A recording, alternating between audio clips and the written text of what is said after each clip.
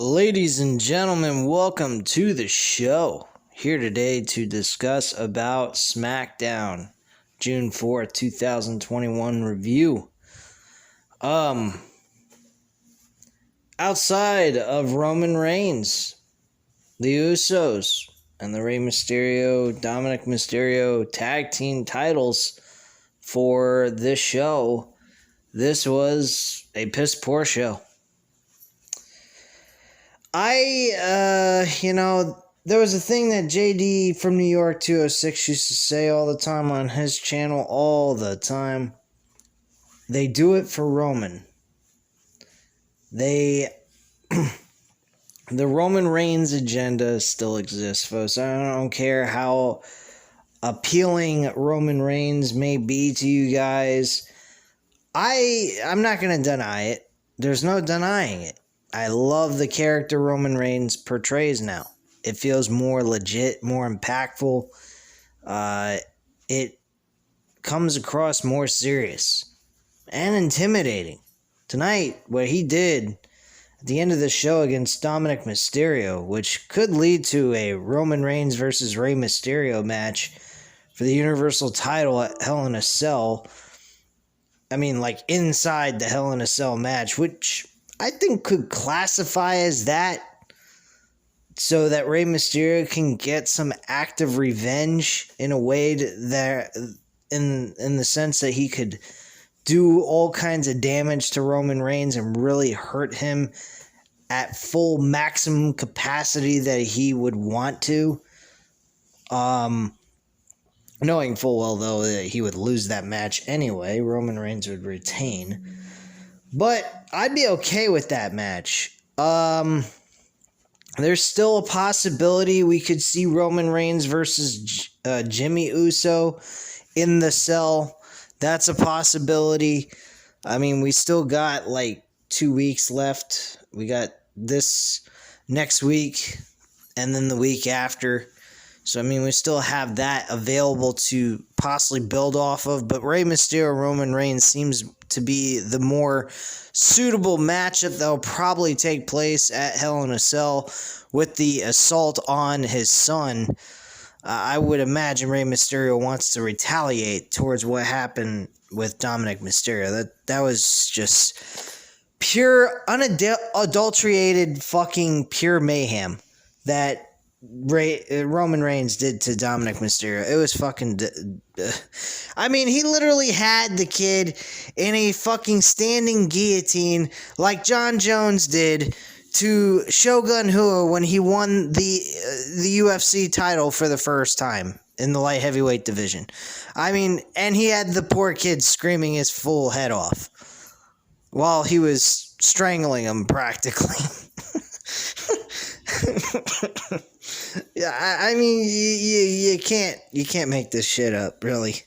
Bottom line, I mean, it was great. I loved it. I thought the ending was amazing. I thought it was a little stupid, though. He interfered during the match while they were supposedly getting a rematch for the Smackdown tag team titles. And the funny thing is, one, they kickstarted the show with the Smackdown tag team titles. There was a promo that was done before the match, but they did that in the start of the show, did it at the end of the show, and the match wasn't officially over yet, and Roman Reigns shows up out of fucking nowhere, Superman punches fucking Dominic Mysterio from the top rope, knocks him off, and just ends the match that way. Roman Reigns is intimidating, but right now he's not coming across, in my opinion, very intelligent. He's going to eventually cause these two brothers to end up turning on him. Jey Uso's, somewhat still in the palm of his hand, but Jey Uso seems a little bit influential, got some influence from Jimmy, as it comes to kind of realizing what he's doing is dumb, but he also doesn't want to turn his back on his own family member, who's his cousin as well. Because I kind of think, in a way, you could make him come out and say it. without Roman Reigns and living off the coattails of Roman Reigns, he wouldn't be nobody. Nobody would care. He'd just be a tag team specialist. That's it. No main event. No specialty. No special treatment. None of that. He'd just be a fucking Uso. That's it. Nothing special about him, just a tag team specialist. And he wants to be more than that. And I think that's something they could really touch on if they want to build a rivalry between the two brothers. That's something they could go with. Or they could have Jey Uso eventually wake up, smell the coffee, and realize what he's doing is shit. He's living off of the coattails of fucking Roman Reigns. And he wants to think for himself and tell Roman Reigns to go fuck himself, which then would eventually lead to him doing pretty much nothing outside of being a tag team specialist with his brother. That's the other option, which I highly am against. And the last option would be to have all three of these guys working as a cohesive unit and stop treating each other like assholes. Jimmy and Roman are both treating Jey Uso like a fucking pawn. They're both leading him, telling him what to do, and Jey is not using his own brain. He's not thinking for himself. He is just a fucking lapdog to either Jimmy or Roman Reigns, which I don't like. And he's been that way since he lost to Roman Reigns at Hell in a Cell last year. I don't like it. I want them to all work together as a cohesive unit. That would be the better option here. I would have just had the tag team titles go straight into the hands of the Usos, them living up to what they said they were going to do, win the tag team titles. The Mysterios don't need the tag team titles. They're not even a legit tag team. Just because they're father and son does not make them a fucking tag team. Okay? The Usos have been tag teaming forever. From day one. Like their slogan they go by, their gimmick thing that they have on their shirt. Day one-ish, okay? They've been day one a tag team together as brothers and working together as a family.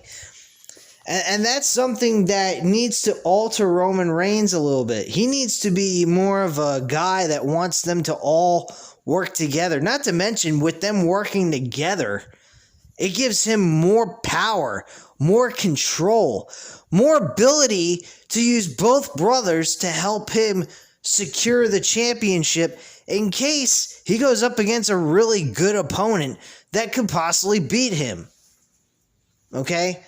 And no, I'm not saying that they should do this in every situation that he's in where he's defending the title. That would be fucking stupid. That just diminishes his ability to represent as a world champion. I wouldn't do that.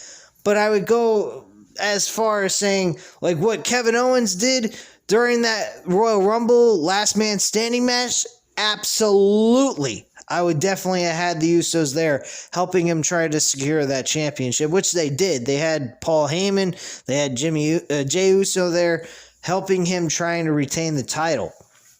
So that was definitely a needed situation if you're playing a heel role. Another option, they could have just had him win clean regardless without the interference, but it still was a great match nonetheless for that world title, outside of the one botch with the handcuffs, which kind of sucked. That was one thing that kind of diminished that match a little bit, but it didn't destroy it completely.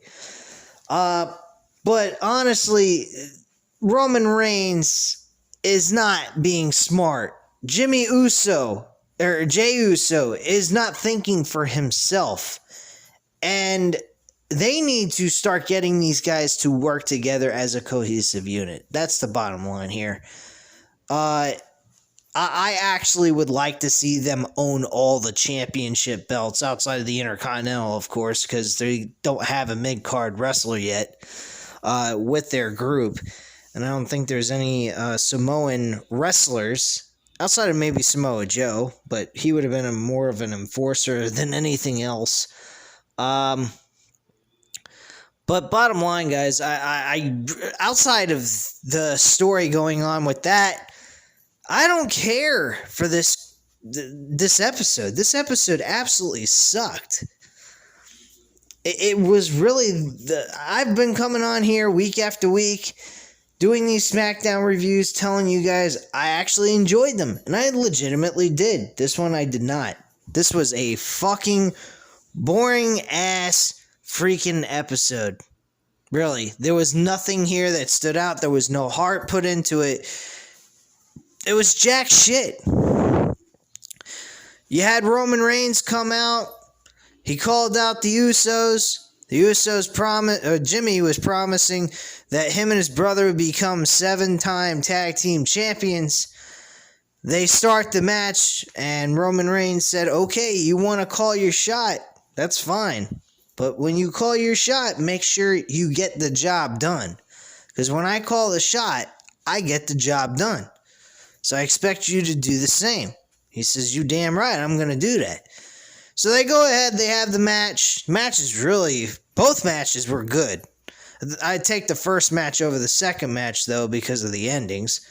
Depending on the way the endings were, was just shit. But the first one was okay. Outside of the fucking that ending, man, what they did here, and I'm trying to find the words to say here. They fucked up big time with this whole entire setup. Number one, this match should have took place in the main event. First off, that's number one. The promo should have took place. The match should have took last. That's it. They didn't need to have them show up both spots on the show. The beginning and the end of the show. I'm sorry. I do not like that. That's number one. Number two, the match should have been restarted after the fucking match ended, because you clearly see that happened. There wasn't no need to have them go and ask Adam Pearce and Sonya Deville for a fucking rematch. It should have just occurred. Adam Pearce or Sonya Deville, or both of them, could have showed up on the stage and said, look, we saw the footage. There was no clear winner. This match must restart right now until we have a finish to this match. The referee made a mistake. Let's restart the match. That's all they had to do. They've done that many times in plenty of other matches that shit like this has happened. So, didn't like that. Secondly, okay, you want to go the route of the Usos going and asking for a rematch for the tag team titles because they were clearly screwed with a bad call by the referee. Okay, fine. You want to go that route, that's fine. But at least have them shown on television, going backstage, demanding a rematch, showing them the footage, them seeing it, and saying, you know what, you're right, let's do the rematch. You guys got the main event tonight with the Smackdown Tag Team Champions. We're restarting this match at the end of the show. You guys got it. That's it. They didn't even do that. They announced just after the Intercontinental Championship match with Kevin Owens and Apollo Crews that they will be getting a rematch for those tag team titles because Sonya Deville and Adam Pearce felt that this match was deserved to happen because of how it ended in the beginning of the show. What? Really? You're just gonna come out of fucking nowhere and say that they deserve a rematch without even hearing it from the guys that make the decisions on SmackDown and Raw? Are you fucking kidding me, man? Total lack of care. Total lack of, that's just like what the fuck is this? Absolute stupidity. I'm not going to be talking very highly about this show. I did a little bit of talking a little bit high about the show. That was positive. The rest of it ain't going to be high. I'm not talking high about this at all. This is going to be a fucking joke. I'm dead serious. It was a complete and utter waste of everybody's time. If you missed it, you didn't miss much of anything. This was trash. Thank God it was only a fucking 2-hour show and it ain't like Monday Night Raw, 3 hours of torture. Because this felt like a Monday Night Raw with 2 hours. instead of 3. Thankfully, it was only 2. So, I mean, Pat McAfee pointed out that they were fucking screwed out of the match because they even said that he kicked out. So, Pat McAfee was great tonight. I mean, he really made up for this show, too. I mean, the Usos, Roman Reigns, and Pat McAfee were the thing of the night that made it for me even to enjoy some of the crap that was on this show. So Roman Reigns was backstage. He was pissed off. He asked for the Usos to come in. The Usos are standing there. He's talking like, he said, look, you guys lost this match. I don't care that you guys kicked out. You lost. At the end of the day, in the book, it says you lost. Now, if you want to redeem yourself, why don't you go ahead, go into Adam Pearce and Sonya Deville's office and demand a rematch and get the job done by the end of tonight, Jimmy. And he said Jimmy, but he was looking at Jey Uso as to illustrate the idea that with him being tagged with Jimmy, Jey is not going to be distinguished between himself and his brother. They're going to be looked at as the same people. They all look the same. And he even said that. He says, well, with you guys losing, what does it matter who's Jimmy and who's Jey? That was his attitude. Absolutely loved it. He wants his cousins to be winners. He demands success. He demands championships, winners. And that's what he wants in his family. Just no losers, just winners. And I think that's great. But you have him show up at the end of the match while they're still in the middle of it and still have a chance to possibly win the tag team titles. Yeah, they were down on their luck during the end of this match before he interfered, but there still was a possibility he could have, countered the frog splash by Dominic Mysterio and then pull out the win anyway. They didn't do that. So, made Roman Reigns kind of look like a fucking dumbass, in my opinion. That's just my opinion, though. But I didn't really like the idea of them having Roman Reigns just come out there arbitrarily screwing them out of the fucking match. I think that sucked.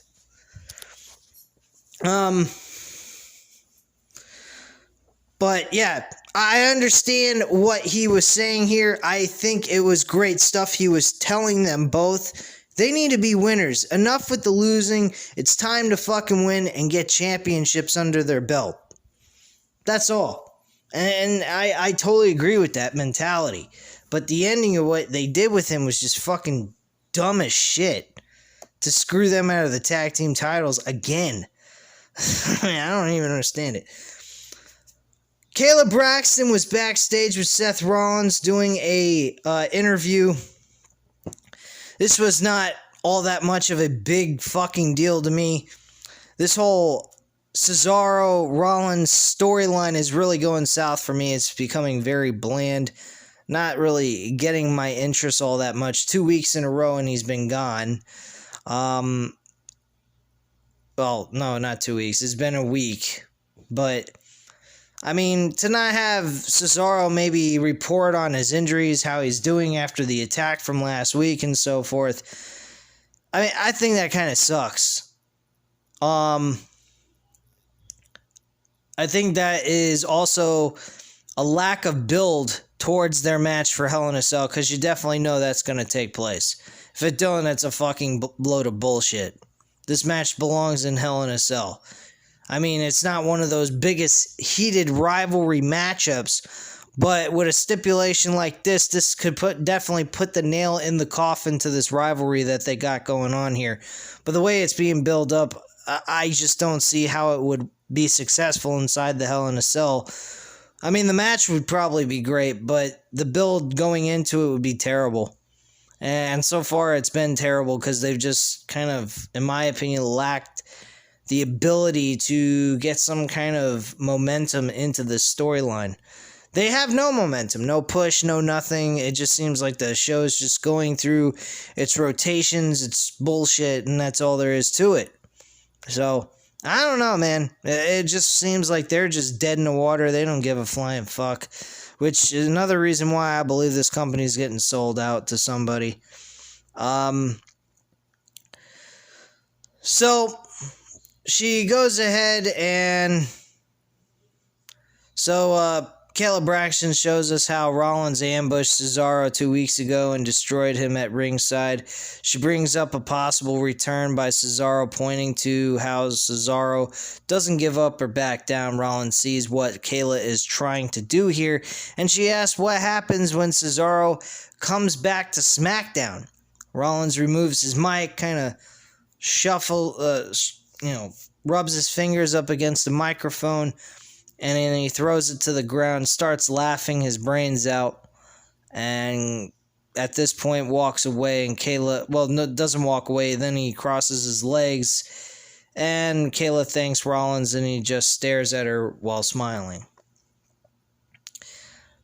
He looked fucking ridiculous, number one. Those suits look retarded. I mean, it looked like a Hawaiian suit. I don't know what the hell he thinks he is, or who he goes to for his designer suits, but my God, I know it's done deliberate. It's to, piss people off, say how retarded he looks in a suit like that kind of shit. But my God, man. I don't know whether to laugh at him or just say, dude, what the fuck? What screw do you have loose in your head, man? You must have a screw loose in your head to be wearing something like that. I don't care how heelish you are. You look fucking ridiculous. Stupid as hell. Oh, another thing. Street Profits were backstage all night long. I think they showed up in two segments. No, three segments. Excuse me. 3 segments. One with Chad Gable, one with Otis, and then one at the end by themselves saying how they want the smoke for Chad Gable and Otis, and that they better watch their ass. Okay, so the Street Profits go to losing to the Usos, now sitting backstage, probably eating some catering by Titus O'Neil, and, cutting their bullshit backstage in between some noshing on food. Who the fuck knows? Anyway, Chad Gable goes backstage with the Street Profits. He's seeing a downward trend in their careers as he's been reviewing their tapes, and it's obvious that Profits are down.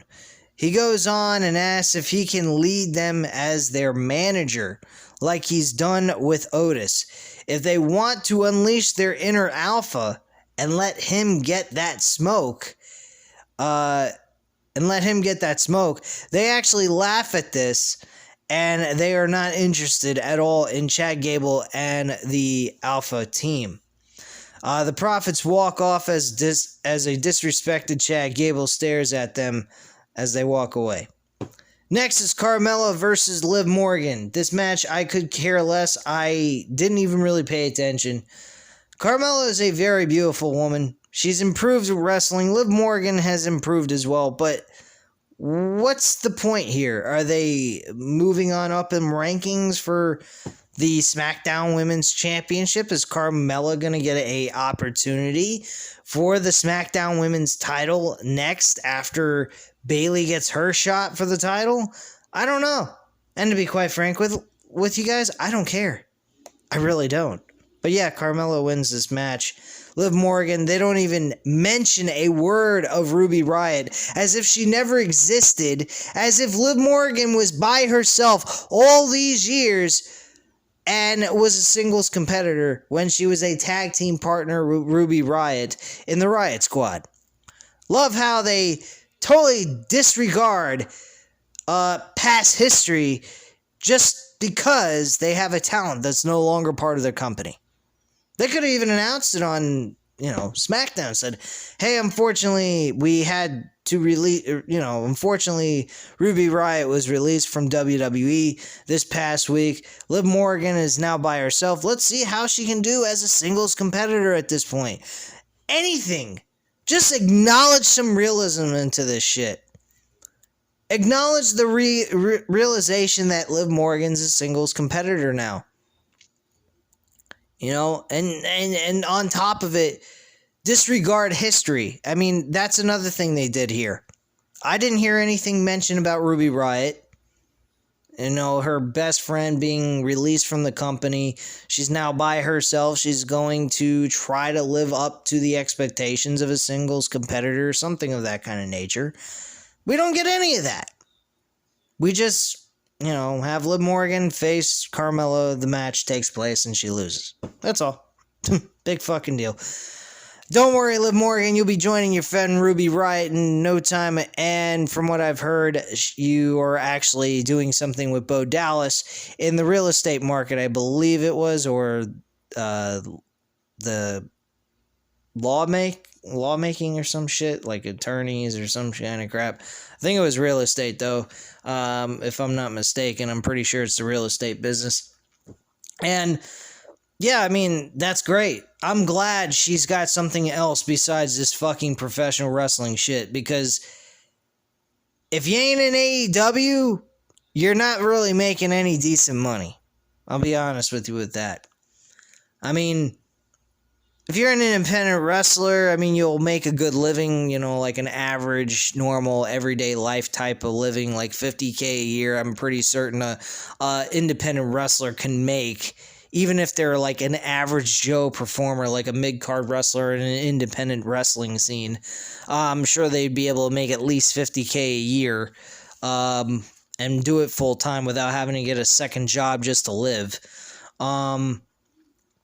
As long as you're getting enough gigs and being able to show up to other promotions that will take other wrestlers and so forth, and you're not locked into one company. So, I mean, that's just my overall thought on that. I'm pretty certain there's a lot of wrestlers that can make at least over $50K a year, as long as they're, you know, showing up week to week on almost a regular basis on different promotions. Currently, right now, nobody's making any of that kind of money with being an independent wrestler with this pandemic, because I think the smaller promotions aren't even doing tours or doing any kind of live events in front of audiences at this point. I would probably know by watching Ring of Honor or Impact Wrestling, which I have not watched at all lately, and I do apologize. I am definitely going to upload Impact Wrestling sometime soon. I think I'm going to do that after they do, trying to remember the next pay-per-view. I think it's Victory Road, which has Kenny Omega and Moose competing over the World Championship. So I think I'm going to give you guys that review on that. I think that's the day before TakeOver. So I'll give you guys that review on the that episode, that pay-per-view, and then I'll start doing Impact Wrestling on a week-to-week basis, either on the weekends or on Monday nights, to fill in my slot for where I'm not doing reviews on Monday Night Raw even. So keep an eye out for that, most definitely. But let's move forward here as we move along through this terrible fucking Smackdown episode. Alright, so the next thing we see is Bianca Belair walking out to the ring. We come back from commercial break. The Mysterios are walking backstage, apparently leaving the building when Sonya Deville and Adam Pearce stop them. Okay, so I actually am incorrect. Excuse me, I apologize. I was watching this DVR'd. I DVR it every Friday night because I can't watch it live when it comes on the air at 8 o'clock because I got things I got to do around the house. I clean up around the house every Friday night, so I unfortunately am not able to watch the show live, and I might have accidentally skipped over this part, but the Mysterios were confronted by Adam Pearce and Sonya Deville, letting them know that they saw the footage and they want to have this match take place in the main event of SmackDown. So, alright, okay, fine. My bad, I apologize. I was kind of wondering, did I skip over it? Did I miss something? I think I may have said that earlier in this video, but I personally did not know that this segment took place before the Bianca Belair Bayley challenge took place. So I do apologize on that to you guys for my mistake there. So Bianca Belair is in the middle of the ring. She talks about how she won the title from Sasha Banks at WrestleMania 37. She's talking about how she was bullied, picked on, called mannish because she's muscular for a woman her size and so forth. And what she has done in her whole life is be very athletic and be a winner, winning trophies, championships, you name it, she's done it. She said out of all the people that did the things that they did, they never laughed in her face like Bayley does on a week-to-week basis. She doesn't understand why she laughs. She thinks it's kind of retarded. She didn't actually say that, but she doesn't understand it. But she understands that at the end of the day, she's going to have everybody laughing at her, not with her. So that's pretty much what took place there. She then says, look, Bayley, I'm going to go ahead and challenge you at Hell in a Cell. Still, at this point, you got a champion trying to prove she's a champion. When really, at the end of the day, she should have been already been able to do that by beating Sasha Banks at WrestleMania 37. You had Bianca Belair cheat to win against Bayley at Backlash. No, folks, I'm not saying WrestleMania Backlash. I am not acknowledging that fucking pay-per-view as WrestleMania Backlash. The only reason why I said WrestleMania Backlash on the video is so that people would actually tune into the video, because that's what it's being titled as. But personally, I call it Backlash. So Backlash in 2021, you have your champion who just won the Smackdown Women's title to cheat to win. Why? I mean, I understand the reasoning behind it. Bayley was trying to cheat on her, so she's getting even and cheated with her. And cheated with Bayley. So I get that. But is this match even taking place inside the Hell in a Cell, or is it just taking place at the pay-per-view? That's the other problem with this fucking gimmick pay-per-views. You don't even know if they're talking about the actual match or the pay-per-view itself. I don't know what the hell they're talking about.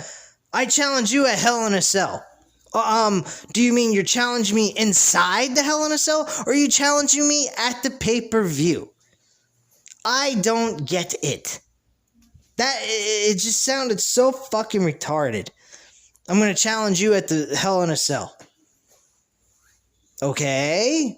Are you talking about the fucking cell, or are you talking about the pay-per-view? Make it clear so we understand what the fuck you're talking about, because the pay-per-view is the same thing in the name of the match. So, I don't know what the fuck you're talking about. Because back in the day, they would go ahead, you know, like a guy like Triple H challenging Batista, saying, I challenge you inside the Hell in a Cell.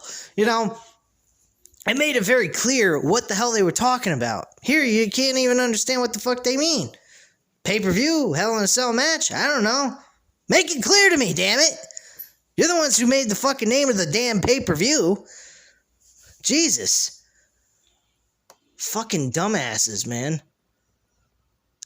That's the thing about this fucking company. I'm not the only one. I'm one in a million, man. I know there's more than just me complaining about this fucking show on a regular basis. Well, not just the show, this company as a whole. I mean, it's fucking terrible. Baron Corbin went up against Shinsuke Nakamura for the second time in 3 weeks. Second time in 3 fucking weeks. Why? What the fuck do we need to see this again? That's number one. Number two, he's trying to earn the crown. This rivalry is based off of a fucking crown. Get the fuck over it, dude. Why don't you do something neat? I don't know. Maybe win matches? Become the lone wolf again? Have a fucking direction of where you want to go? Focus on trying to win championships? You're focused on a fucking crown. Which, by the way, Baron Corbin, I'm not even calling you King Corbin anymore, you fucking dipshit. The crown looks better on Shinsuke Nakamura anyway. Even your own color commentator of SmackDown, Pat McAfee, said that here tonight. He said it last week. I think he even said it the first time he put the fucking crown on. He looks good with the crown. Get over it. You don't. He's starting to evolve a little bit. I have to say this. He was wearing a leather vest, which is what he used to do back in the day when he was a lone wolf. But he's still crying over a fucking crown. He's still calling himself King Corbin. Dude, you won that fucking King of the Ring tournament that meant nothing 3 fucking years ago. 3 years ago. 2018. Get over it. Some King of the Ring winners were lucky they were even acknowledged as the king for 2 months. You're being acknowledged as King Corbin for 3 years. Get the fuck out of here.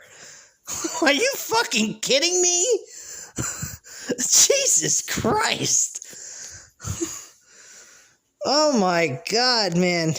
Kurt Angle, one of the greatest wrestlers in professional wrestling of all time, outside of maybe Bret Hart, Chris Benoit, and Ric Flair. Kurt Angle wasn't even acknowledged as King of the Ring for a full fucking year. By SummerSlam, he was just Kurt Angle. He wasn't King Angle or any of that shit. I mean, come on, man. You gotta be fucking kidding me with this shit.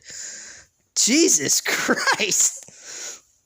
But yeah, we get Baron Corbin picking up a victory over Shinsuke Nakamura.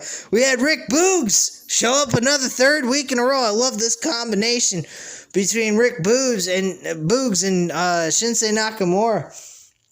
I love the way Rick Boogs goes ahead and he says, and now coming out, Shinsuke Nakamura!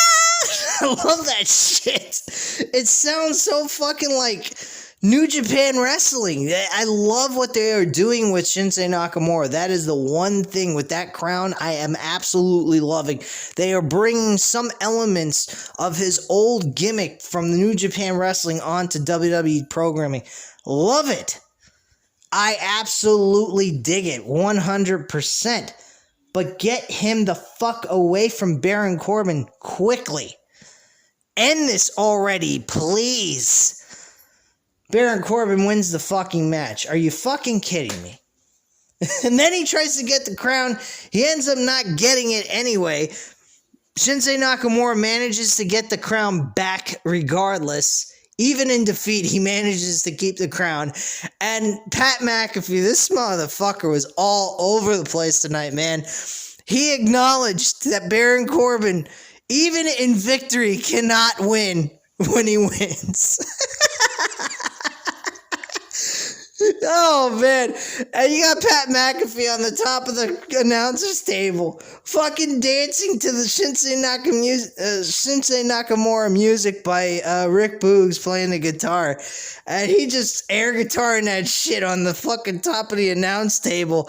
And you got Michael Cole sitting in his chair going, oh my God, what the fuck have I got myself into? I'm sitting here commentating on a show with this psycho.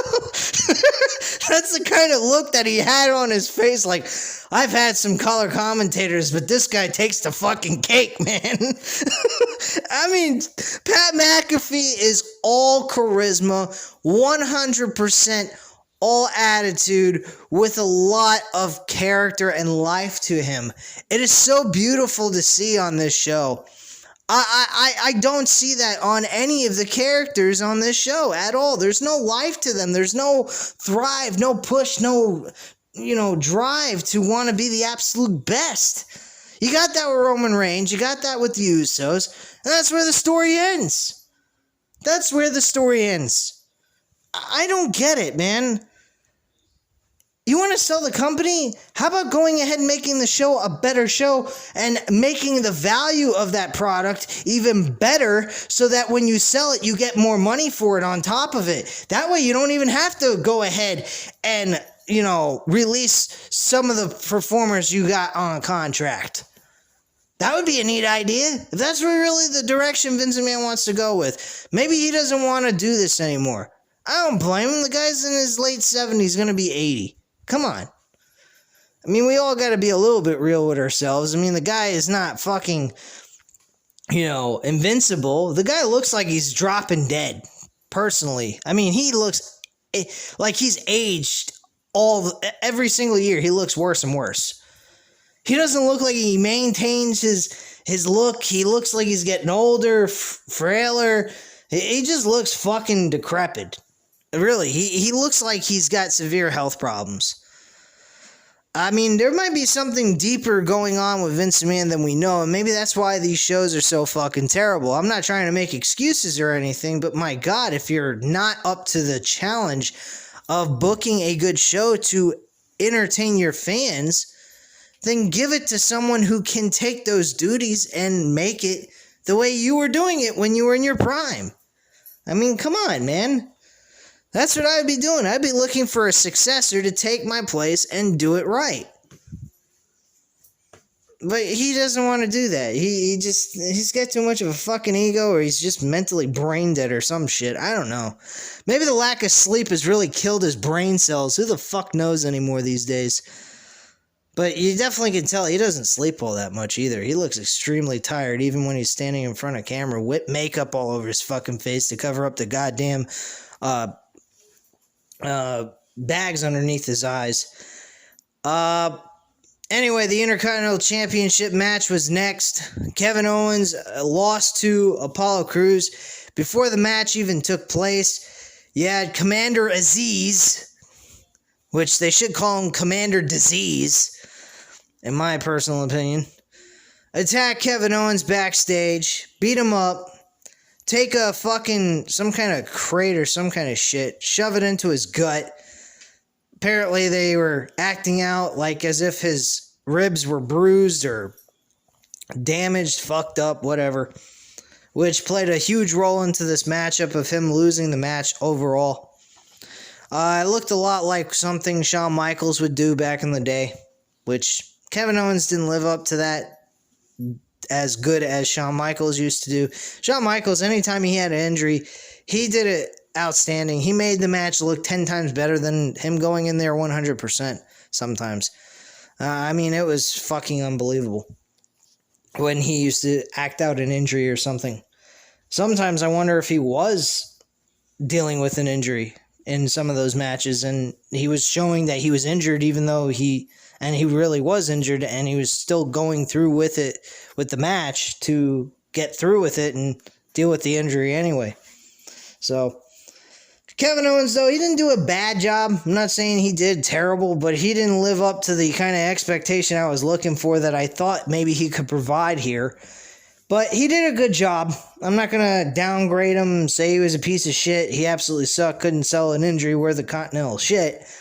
He was fighting through an injury, but he kind of oversold it somewhat in the match at certain points where he'd be acting terrible and gasping for air, like, some shit like that. I know, that sounded fucking terrible. He did not sound like that, folks. No way in hell did he sound like that. If he sounded like that, then I'd be totally trashing him here on this review. I would be doing a horrible job trying to sell a fucking fake injury, okay? I'll just be open to that, okay? But honestly, this was a screw job. The match was supposed to have Aziz banned from ringside. They did a loophole here and had Aziz attack him before the match took place. That way he couldn't have the title stripped or something like that.